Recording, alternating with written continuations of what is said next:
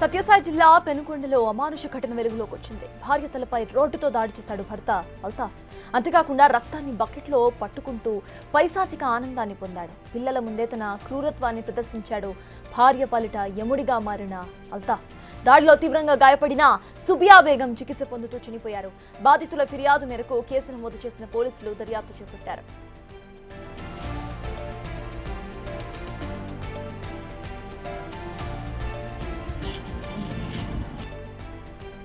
సుబియా బేగంను అల్తాఫ్ ప్రేమించి పెళ్లి చేసుకున్నాడు. 6 ఏళ్ల క్రితమే పెద్దల్ని ఒప్పించాడు. అయితే ఇటీవల అల్తాఫ్ చెడు వ్యసనాలకు బానిసయ్యాడు. డబ్బుల కోసం భార్య సుబియా బేగంను వేధిస్తున్నాడు. పంచాయతీలో పెద్దలు సర్ది చెప్పినా అల్తాఫ్ తీరు అస్సలు మారలేదు. తాజాగా వరకట్నం తేవాలంటూ ఇబ్బందులు పెడుతూ ఉన్నాడు. ఈ క్రమంలోనే ఇద్దరి మధ్య గొడవ జరిగింది. దీంతో ఒక్కసారిగా భార్య తలపై రాడ్డుతో దాడి చేసి చంపేశాడు.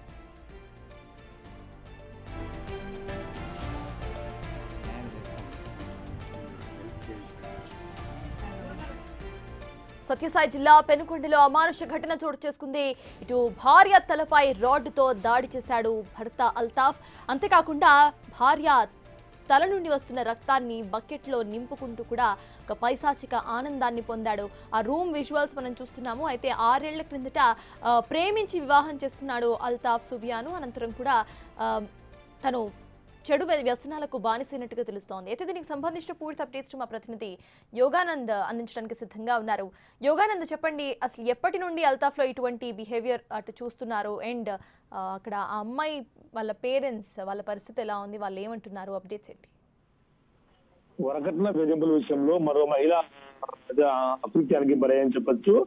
ప్రేమించి పెళ్లి చేసుకున్న భర్తే చివరికి కాలయముడై అయితే వివాహితను దారుణంగా చంపడం ఘటన పెనుగొండలో వెలుగు చేసింది.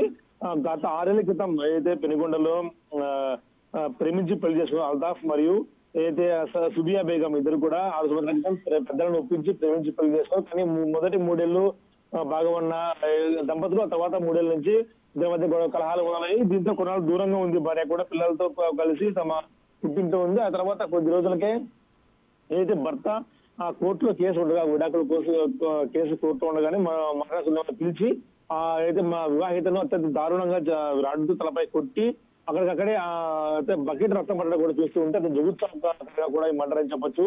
దీనిపై పోలీసులు కేసు నమోదు చేసుకొని దర్యాప్తు చేస్తూ ఉన్నారు ప్రస్తుతానికి. యోగానంద్, దీనికి సంబంధించి పోలీసులు అసలు ఎటువంటి కేసు పెట్టారు? అండ్ అల్తాఫ్ తరపు కుటుంబ సభ్యులు ఎవరైతే ఉన్నారో వాళ్ళు ఏమంటున్నారు?